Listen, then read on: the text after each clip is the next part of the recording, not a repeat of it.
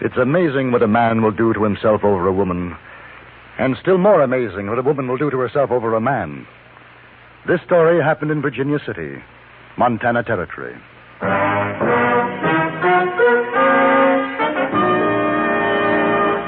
Frontier Gentleman.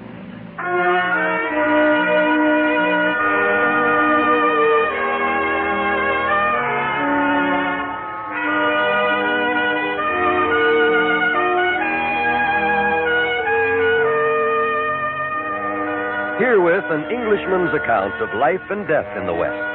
As a reporter for the London Times, he writes his colorful and unusual stories. But as a man with a gun, he lives and becomes a part of the violent years in the new territories. In just 1 minute, we will bring you this latest report from the Frontier Gentleman. What are you stopping here for, Clark? The country club is still a half-mile away. I know, Scarlett, but I don't want to drive up to the club in this low-priced car. But the snow is 6 inches deep, and I'm wearing my ballerina slippers. Well, you'll just have to hoof it, baby. I'm not driving any further. You're much too big for piggyback. Oh, the snow is cold. Take bigger steps. Oh, that won't help. Why don't you get a big car like a swept-wing Dodge? A Dodge? I can't afford a big car like that. Oh, yes, you can.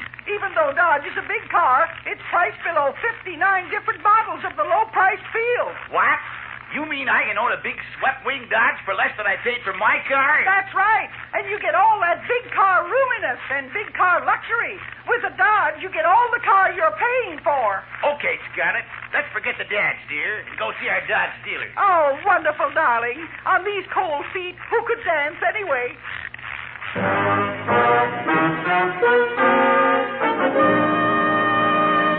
Now, starring John Daner, this is the story of JB Kendall, Frontier Gentleman.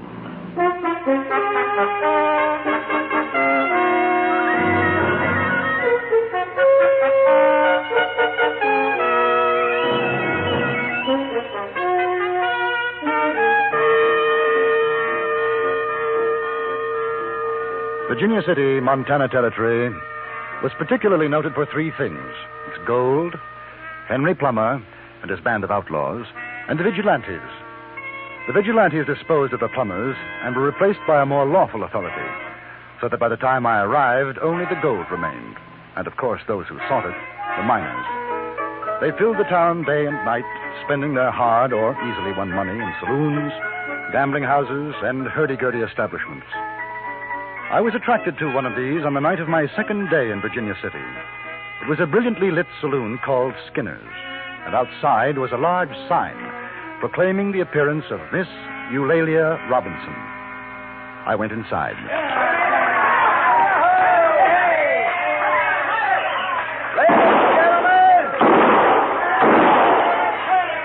Ladies and gentlemen, if you'll give me your attention, kindly refrain from shooting 6 guns in the establishment, because the next man that does it's going to get thrown out on his saddle. With your kind permission, I have the honor of presenting the world-famous actress, Miss Eulalia Robinson. She has appeared before the crowned heads of Europe and honors us with a presence tonight by special appointment to Her Majesty, the Queen of England. Ladies and gentlemen, Henry Irving's leading lady, Miss Eulalia Robinson.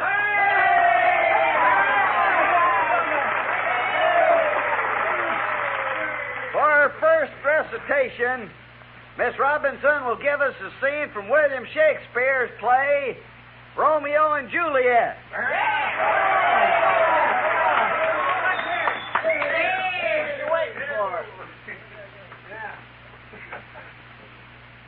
Thou knowest the mask of night is on my face, else would a maiden blush bepaint my cheek. For that which thou hast heard me speak tonight, fain would I dwell on forms, fain deny what I... She was in her late 30s. Not a good actress, not even beautiful. But her manner, the dignity of carriage, created an illusion of beauty which captivated her audience. She remained on the stage for a solid hour, and by the time she was finished, I could see that every man in that saloon was completely taken by her. And more than one imagined himself to be hopelessly in love.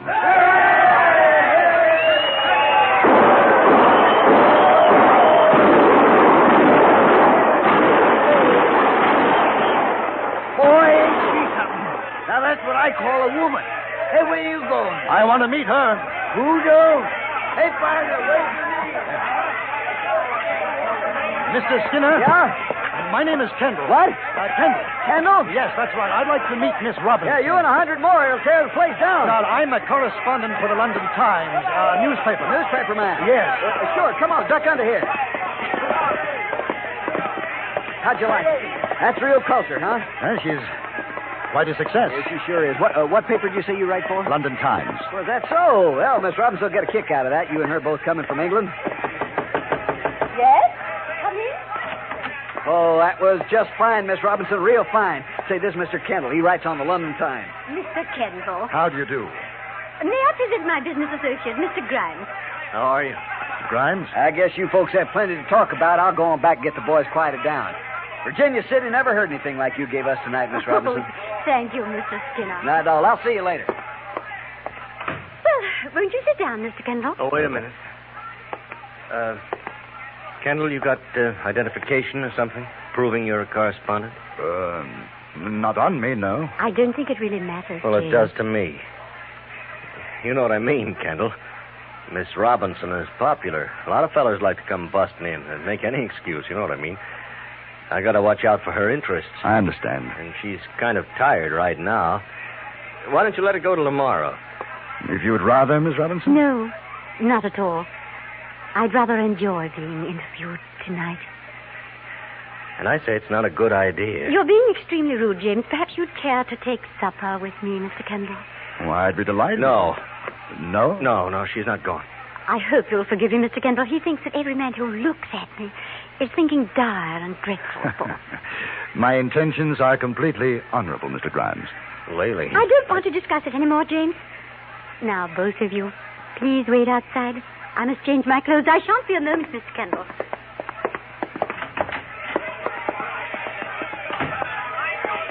Listen, Kendall. I'm sorry I acted the way I did, but if I don't keep an eye on her, nobody's going to. You know what I mean? I think so. I mean, nothing personal, but as her business manager, I've got to take care of things. Now, she gets awful tired traveling around this way. Best thing for her right now is to go back to the hotel and get some sleep. As a business manager, Mr. Grimes, I should think you'd be happy to have a newspaper interview. Oh, sure I am. But you know how these actresses are. They're like kids. They don't even know what's good for them. I hadn't been aware. Well, take my word for it. So you go on ahead. Now, I'll tell her you see her tomorrow. Under the circumstances, I'm afraid she'd think it was rather impolite, don't you? Why not wait until she comes out? All right. We'll make it tonight. A nice quiet supper at the hotel, 3 of us. Mr. Grimes, I get the distinct impression that for some reason or other you don't want me to be alone with Miss Robinson. Am I right? I'm her business manager, so you said. and she doesn't talk to anyone unless I'm around. Strange. I got the impression that she didn't want you around. I don't care what you think. I'm coming along. If you don't like it, no interview. There. That didn't take long, did it? Are we ready, Mr. Kendall? Yes? Laley, you're going back to the hotel. Good night, James. I'll see you in the morning. We walked down the street to the hotel. She talked about some of her experiences in the territory, rather nervously, I thought, seeming almost deliberately to avoid her background of successes in England.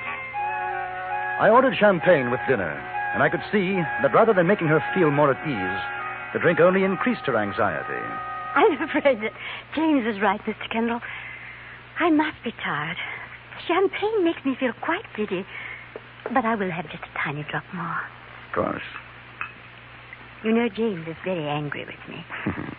I gathered that. He's a jealous man. You wouldn't think so, would you?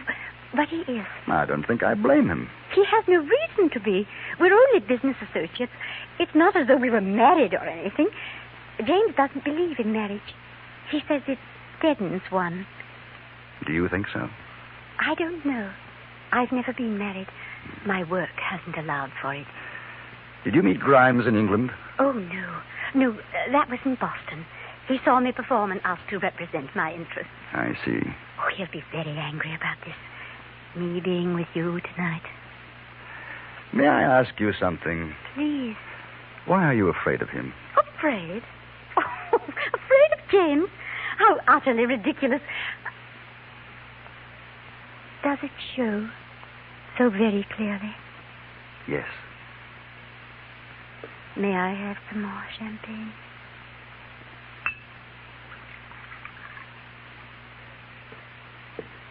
You know I'm not English, don't you? Yes. I never played with Henry Irving. Never saw England.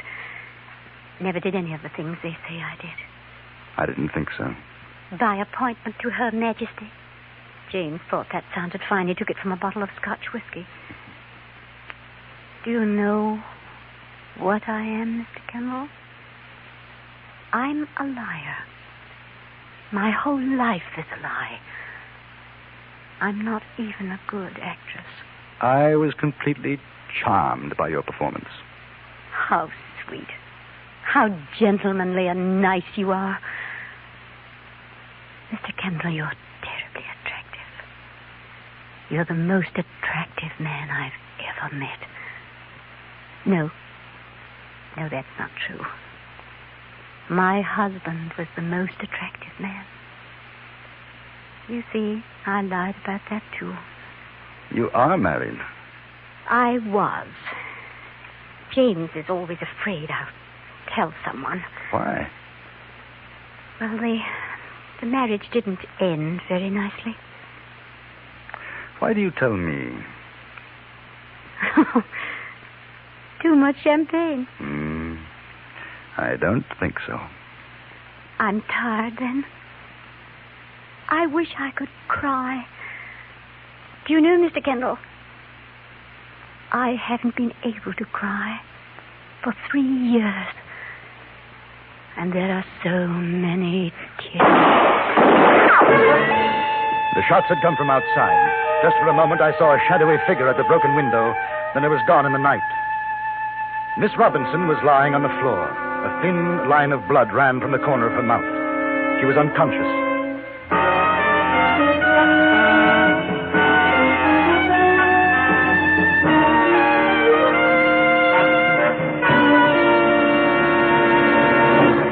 In a moment, we return to Frontier Gentlemen. Today on CBS Radio's Suspense, Vanessa Brown and Jim Amici will co-star in Affair at Loveland Pass, a Western thriller with a psychological twist. Exciting dramas waiting for you, too, on yours truly, Johnny Dollar. Join us on most of these same stations later today as action-packed stories come your way on CBS Radio's Suspense and yours truly, Johnny Dollar. And now we return you to the Anthony Ellis production of Frontier Gentlemen.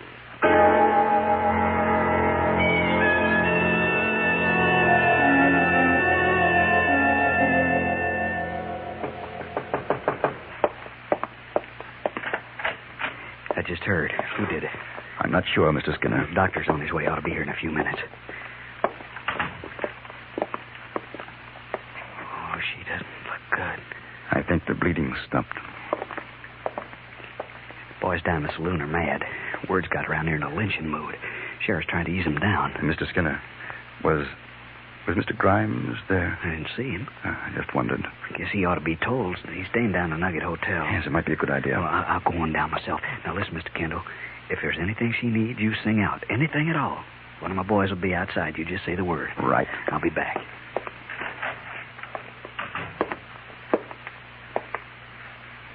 What a strange feeling.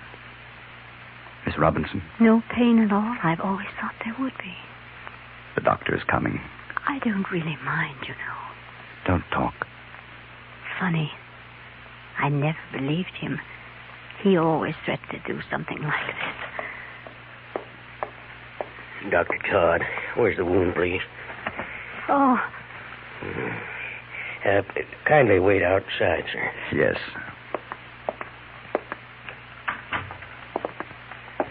I'm Dave. Skinner told me to wait. What's the doc say? Nothing yet. I'd sure like to get my hands on that feller that done it. Yeah. I imagine a lot of us would. She's a lady. A fine lady. Not like them hurdy-gurdies around here.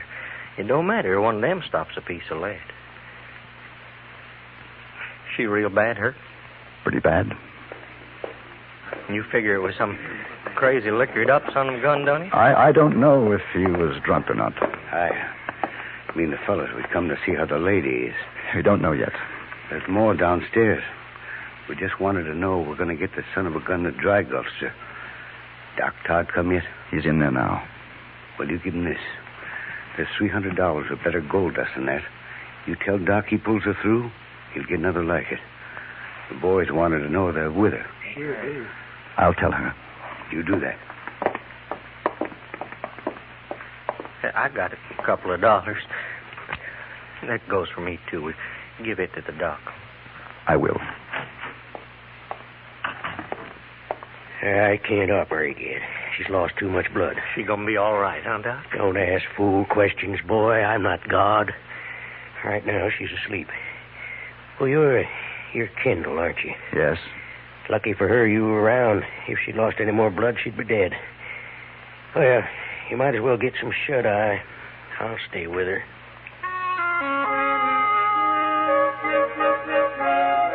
I left the hotel and went out into the street. There were 50 or 60 men standing about, quietly, waiting. I told them all that I knew.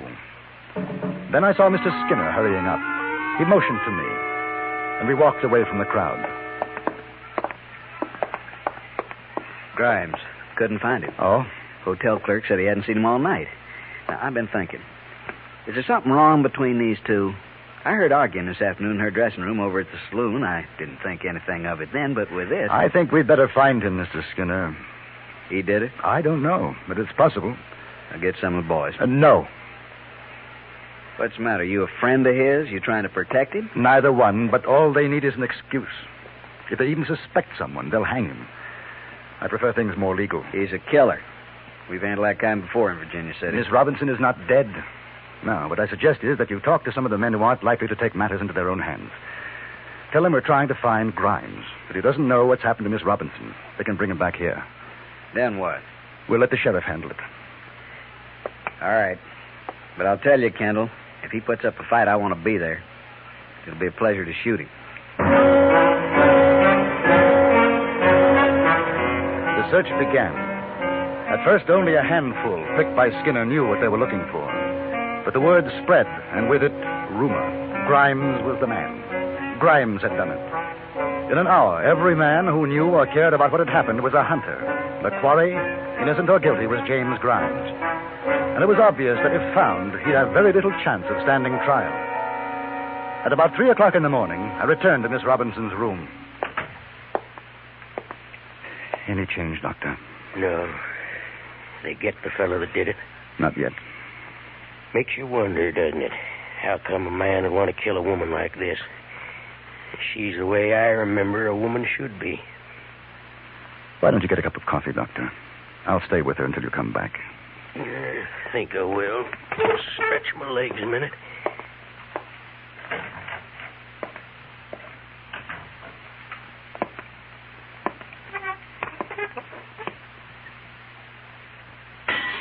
Turn around, Kendall. Don't move.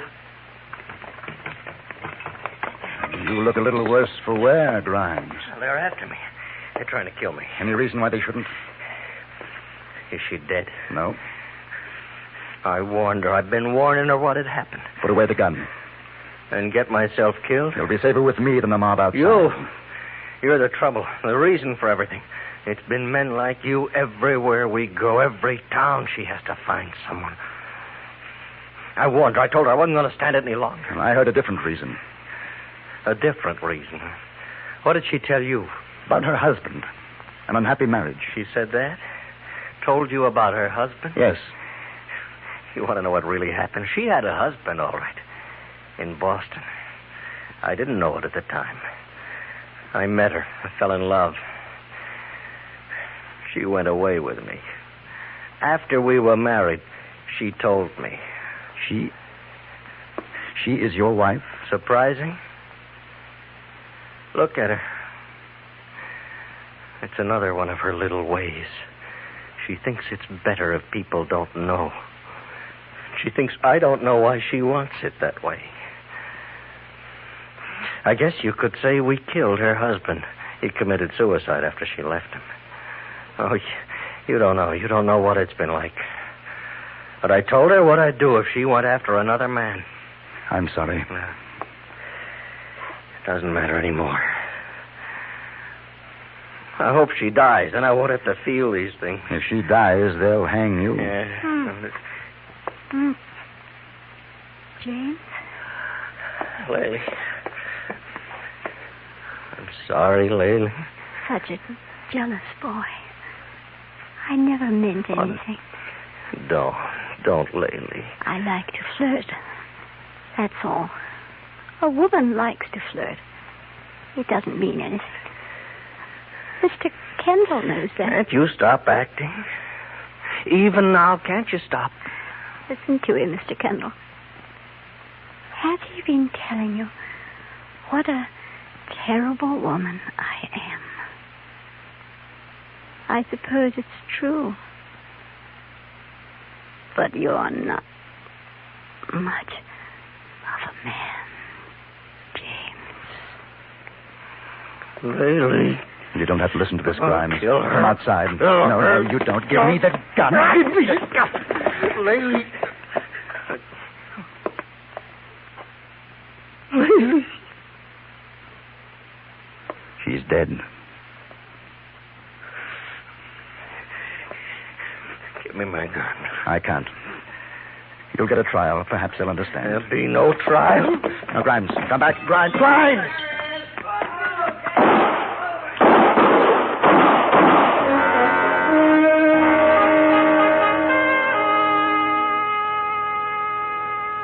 I think I was rather glad I hadn't stopped Grimes when he went through the window. They killed him. But in this case, perhaps it was better than a public trial and hanging. Miss Eulalia Robinson and James Grimes were buried side by side in Virginia City, Montana Territory.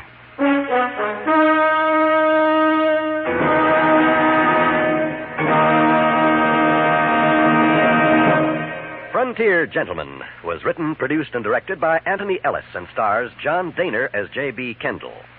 Featured in the cast were Jeanette Nolan, Larry Dobkin, Harry Bartell, Jack Moyles, and Jim Nusser. Music was composed and conducted by Wilbur Hatch.